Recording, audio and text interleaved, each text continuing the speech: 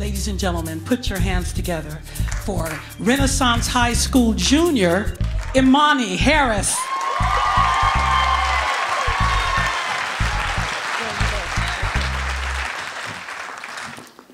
Good evening, hi. Like she said, my name is Imani Harris, and I'm a junior at Renaissance High School. Go Phoenix, right? So my whole life before I got to Cornerstone, before I got to Renaissance, I was a private school student.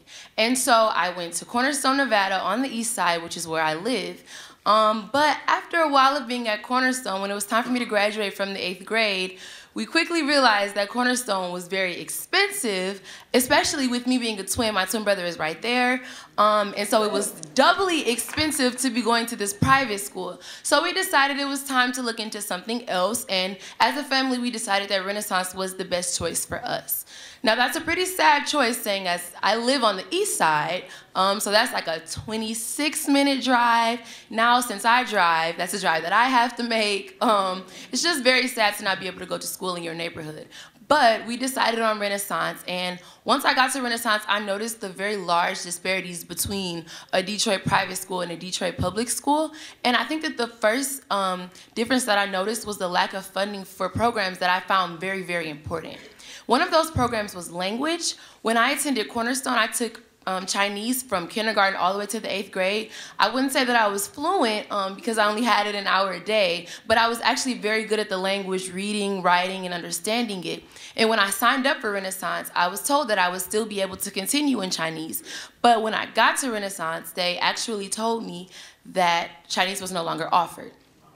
So imagine me as a freshman thinking I'm going to get to continue in Chinese and not being able to because the program was cut. But still, I was just happy to be away from Cornerstone, so I didn't really care. I was like, okay, whatever.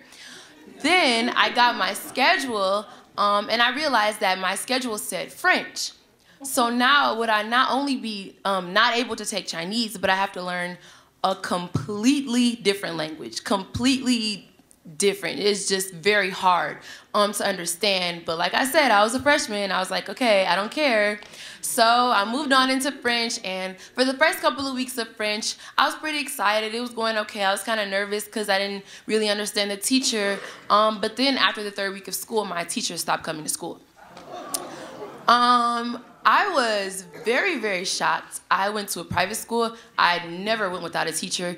Even when my teacher didn't come to school, we had a substitute that was actually a teacher in the school. So I had never been without a teacher, and days turned into weeks, weeks turned into months, and months turned into the rest of the semester.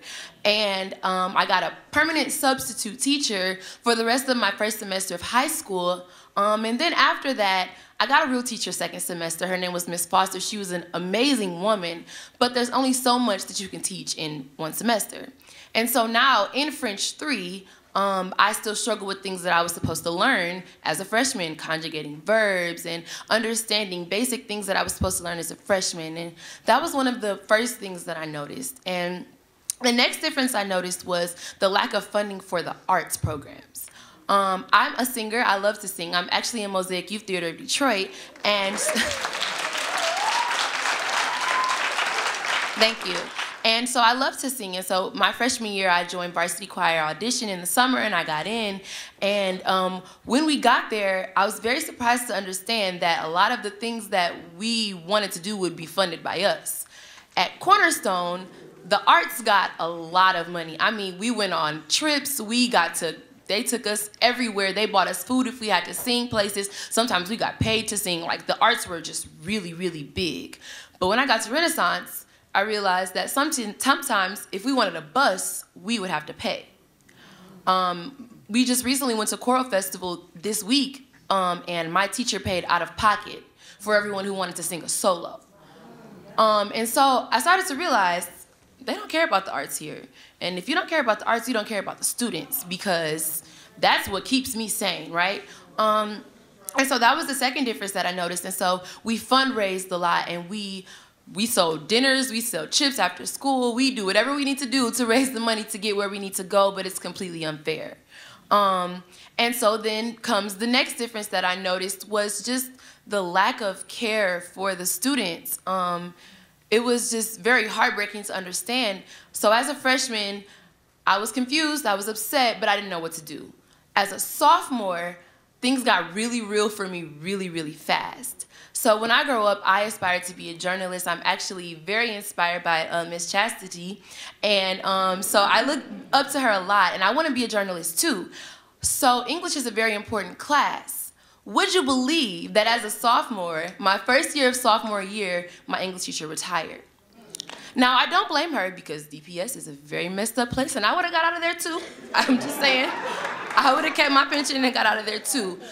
But the district promised to find us a teacher as soon as possible, and that they were looking and they just wanted to find the right fit for a teacher. And in finding that right fit, for the first semester of my sophomore year, I did not have an English teacher.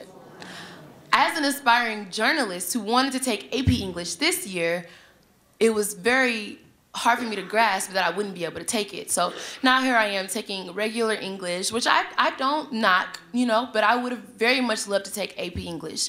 So I went the semester without a teacher, and I got a permanent sub that turned into the second permanent sub that turned into the, I guess these aren't permanent subs because they're not that permanent because they're leaving, whatever. So I continued to get these substitute teachers, and it was a mess. And so second semester, I got a teacher. I don't know if it was a real teacher or a permanent substitute. I still don't really know. But she was there the rest of the second semester. So at that point in time, I was just completely, I was done. I was upset, I was angry, but I didn't know what to do. So I joined a collective called 482 Forward that my mom is a part of, and this row of people right here is a part of. There are people up there that are a part of it.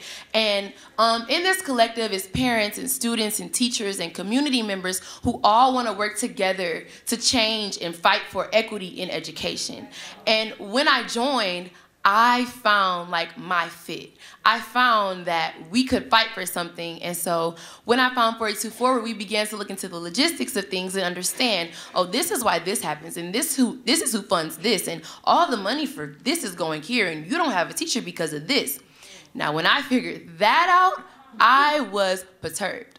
I was boiling mad to realize that as a student in Detroit, if I'm not paying for my education, it don't matter to nobody else. That's what I figured. Because at private school, when I was paying for my education, everything was fine.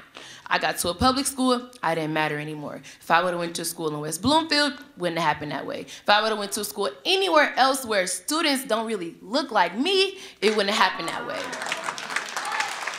And so when I figured that out, I said, well, I have to do something. And so I decided, being the writer that I am, I love to write. That's the only thing that I really, really, really know how to do when I'm upset. I just wrote. And I sent it to my mom, and she was like, okay, well, I hope you don't care, because I posted it on Facebook. I'm like, what? So I wrote this open letter, and I addressed it to Senator Hansen. And I said, Senator Hansen, this is a mess. These teachers are being subjugated to all of this torment. You guys are telling them they don't care about their students and that they're wrong for protesting, but you're not paying these teachers. I agree with these teachers. They're fighting for things that matter. I'm in classes full of 45 students. I don't have books in pre-algebra. We share. I don't have this and I don't have that. There are students that go to school not far from you who are walking around with mold in their buildings. I saw a story about a school where children had to go across the street to use the bathroom. That can't happen. These are kindergartners walking across the street to go to the bathroom. That cannot happen, and that would not happen in a different place. So I wrote my letter, and it got a lot of news, and it went viral, but I still felt like I didn't do enough, so I wrote another letter. And I wrote this letter to anybody that would listen. And in this letter, I was just so appalled. And that's what I wrote about. I was appalled that there are people making these high decisions who have never been to my school. People who are deciding, oh yeah, you know, I don't think that they need certified teachers, so let's just put that in the bill because everybody wants to be taught by an uncertified teacher, right? So I don't think that it matters that these teachers are going to be paid by merit. I mean, we don't have teachers anyway, so what more can we do to lose teachers, right? Let's just pay them on merit, you know? So I just was so appalled that these people in high places injustices, we're making decisions for people that they saw in low standing. That's how you see me as a poor black student, but you're making decisions for me because you know so much about me. So I wrote my letter about it, and it also went viral. And more than anything that I wanted to stress in that letter was the importance of working together. A lot of times, the media will try to put DPS against charter, and that's not the fight that we're fighting. They'll try to put EAA against DPS, and that's not the fight that we're fighting. They'll try to put black against white.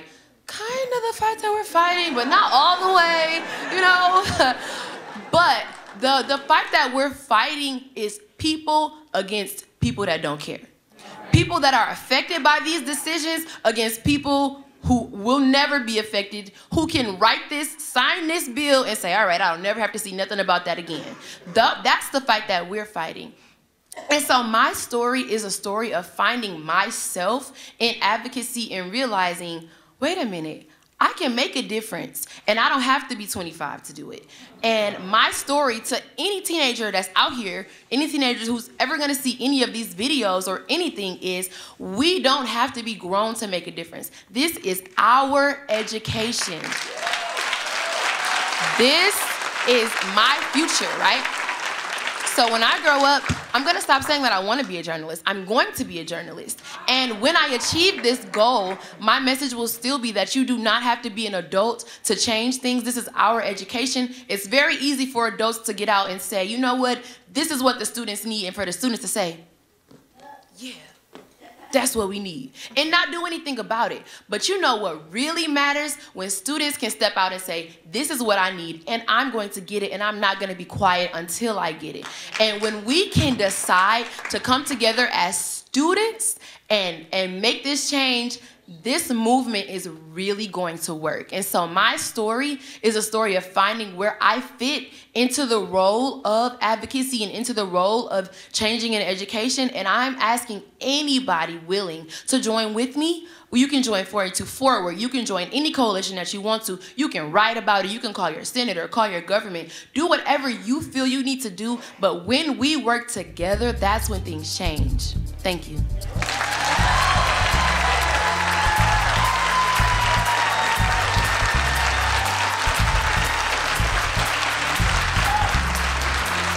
Imani Harris.